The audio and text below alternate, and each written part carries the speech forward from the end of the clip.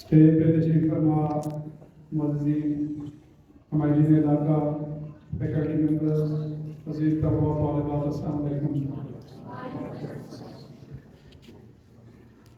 آپ سب کو پتہ ہے کہ ہم آج کو اکٹھے ہوئے ہیں. اس پہ بات کرنے سے پہلے میں اپریشیٹ کروں گا اس بچے کو اور بچی کو جس نے یہاں تلاوت قرآن پاک کی اور نعت پڑھی. یقین جانے کہ بہت ہی درد کے ساتھ انہوں نے پڑھی ہے اور دل افروز یعنی ایمان افروز ان کی کمال سے میں بیٹے آپ کو مبارکباد دیتا ہوں. اللہ پاک آپ کو مزید اس میں خیر عطا فرمائے.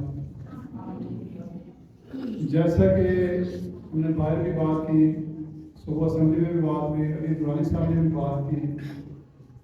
دیکھیں اس وقت دنیا میں مسلمان کی جو حیثیت ہے وہ ایک مظلوم کی ہے. مسلمان ظلم کی چکی میں پس رہے ہیں, وہ کشمیر ہو یا فلسطین ہو یا برما ہو یا ایون کے پچھلے دنوں میں فرانس میں بھی, جہاں بھی آپ کو نظر آئے گا ظلم مسلمانوں پہ ہوگا. اور اقوام عالم کا دوہرا معیار ہے. دوہرا معیار اس لیے ہے کہ جب ادر دین مسلم کمیونٹی کہیں کوئی اکا دکا کوئی واقعہ ہو جاتا ہے تو پورا عالم میں کفر جو ہے وہ اکٹھا ہو جاتا ہے. لیکن جب مسلمانوں پہ ظلم ہوتا ہے تو بجائے اس کے کہ وہ کچھ ممالک کو خاموشی اختیار کرتے ہیں اور کچھ بالکل ڈٹ کے ظلم کے ساتھ کھڑے ہوتے ہیں. یہ جو کچھ ہو رہا ہے یہ ہمیں مسلمان ہونے کی سزا دی جا رہی ہے, نبی کریم صلی اللہ علیہ وسلم کی امت ہونے کی سزا دی جا رہی ہے. اور اس میں ان کا ظلم تو ہے ہی ہے, مسلم امہ کا بھی پورا قصور ہے.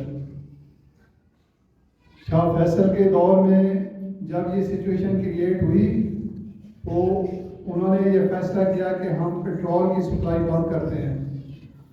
تو جب آپ کی پیٹرول کی سپلائی بند ہوتی ہے تو پھر آپ کا کاروبار اور وہ جنگ اور وہ سرکولیشن ساری افیکٹ ہوتی ہے. برائی کو روکنے کے 3 طریقے ہیں.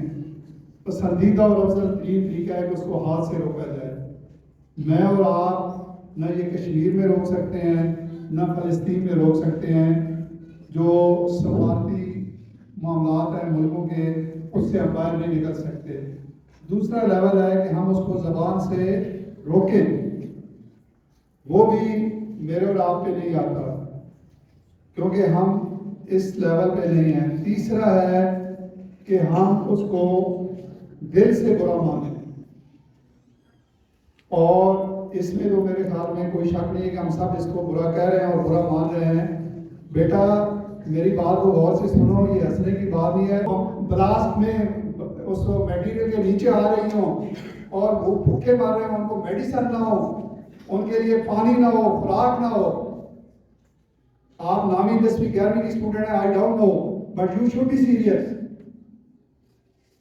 برا کہیں, لیکن ایک حوالے سے ہم دوسرے لیول پہ بھی آ سکتے ہیں کہ جیسے درانی صاحب نے کہا کہ اگر ہم 1 2 دن 3 دن یہ جو ہم ٹک شاپ سے چیزیں خریدتے ہیں, جیب خرچ ہمارا روز ہوتا ہے, اور کئی بچے متمول ہیں وہ 200-300 روپے روز خرچ کرتے ہیں.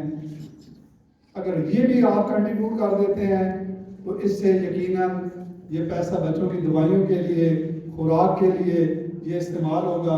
اور میں آپ کو یہ گارنٹی کرتا ہوں کہ الخدمت کا یہ کریڈٹ ہے کہ آپ کی کوئی پنی کوئی پائی پیسہ ضائع نہیں ہوگا, وہ اس مقام تک پہنچے گا. وہ یوسف علیہ السلام کو جب بازار میں بیچا جا رہا تھا تو ایک مائی ایک روئی کی وہ جو ہوتی ہے لڑکی اٹی اسے کہتے ہیں, وہ لے کے جا رہی تھی. تو کسی نے کہا کہ اس سے تو یوسف نہیں خریدے جاتے.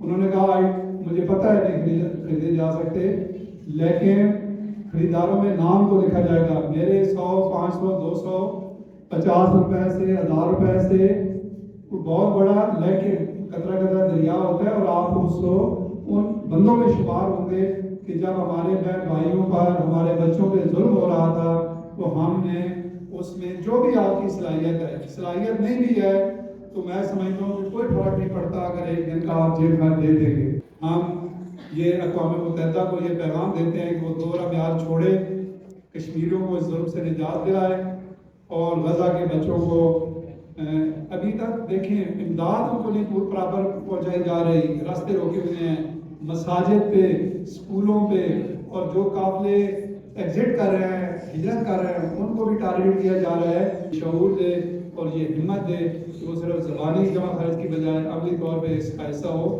اور میں نہیں سمجھتا کہ جس وقت مسلم امت یہ اتفاق رائے سے فیصلہ کرے گی تو یہ پاسبل نہیں ہے کہ پوری دنیا مسلم امت کو نظر انداز کر سکے، لیکن اس میں ابھی کوتاہیاں ہیں ہماری. اللہ تعالیٰ ظلم سے مسلمانوں کو نجات دے، چاہے وہ کشمیر ہو یا فلسطین ہو یا کوئی اور جگہ ہو. Thank you.